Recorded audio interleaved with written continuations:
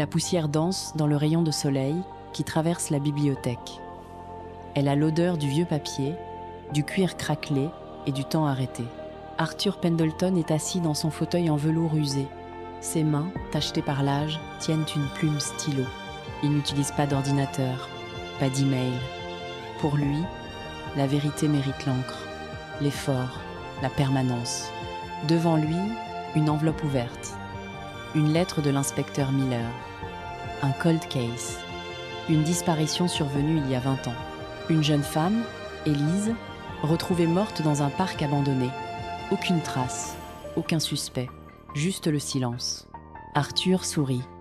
Un sourire fin, triste. Il connaît Élise. Il se souvient de la couleur de son manteau. Rouge. Un rouge vif, agressif, qui jurait avec la grisaille de novembre. Il se souvient du bruit de ses pas sur les feuilles mortes. Il décrit ce qu'il a vu, ce qu'il a fait, mais il utilise le conditionnel. La distance académique, le meurtrier a probablement attendu derrière le grand chêne. Il portait des gants en latex, non par précaution, mais par habitude. Il a approché Élise par la gauche, car elle boitait légèrement de la jambe droite, une séquelle d'enfance qu'elle cachait sous des jupes longues. L'inspecteur Miller lit la lettre au commissariat. Il fronce les sourcils. Comment Pendleton peut-il savoir pour la jambe? C'était un détail médical, privé. Jamais rendu public. Comment sait-il pour les gants? Les analyses n'ont rien donné, mais Miller sent que c'est vrai. Il suit la piste. Il va voir le grand chêne. Il trouve, enfoui sous les racines, un bouton de manchette, argenté, ancien, avec les initiales A. P. Miller revient chez le professeur. Il ne l'arrête pas. Pas encore. Il veut comprendre. Il entre dans la bibliothèque. Arthur l'attend. Il sait qu'il viendra. Il a toujours su. « Vous avez trouvé le bouton », dit Arthur. Sa voix est douce, calme, comme celle d'un conteur au coin du feu. « Oui », répond Miller. Sa main est proche de son arme. « Comment savez-vous » Arthur pose sa plume. Il regarde Miller. Ses yeux sont clairs, vides de remords, pleins d'une curiosité intellectuelle froide. « Parce que je l'ai perdu », dit-il, ce soir-là. Il faisait froid. Mes doigts étaient engourdis. Le bouton a sauté. Miller dégaine.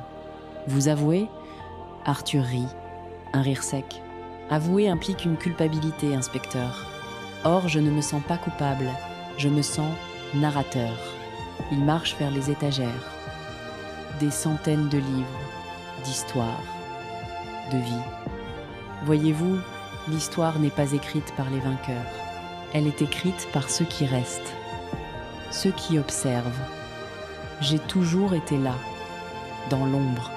Je ne suis pas immortel, mais je suis persistant. Je change de nom, de visage, de vie, mais je reste. Miller est stupéfait, horrifié. « Vous dites que vous avez tué Élise ?»« Non, dit Arthur. Je dis que j'étais là, que j'ai vu qu'il l'a tuée. Un homme jaloux, un amant rejeté. Il s'appelait Julien. Pourquoi ?» demande Miller. « Pourquoi aider la police si vous êtes ça? Parce que le chaos m'ennuie, inspecteur.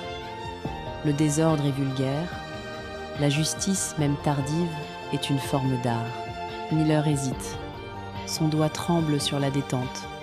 Il regarde Arthur. Le vieil homme est calme, serein. Il a gagné. « Partez » murmure Miller. Sa voix est brisée. Arthur sourit. Il retourne à son bureau. Miller sort. Il marche dans la rue. La pluie commence à tomber. Il regarde ses mains. Elles sont sales. Et Arthur, dans sa bibliothèque, recommence à écrire. La plume gratte le papier. Crisse, crisse, comme des pas sur des feuilles mortes. Il n'est pas un monstre. Il est la mémoire. Et la mémoire ne pardonne jamais. Elle raconte, elle expose, elle juge et elle attend. Merci d'avoir partagé ce cauchemar. À très vite, ne manquez pas l'ombre du prochain secret.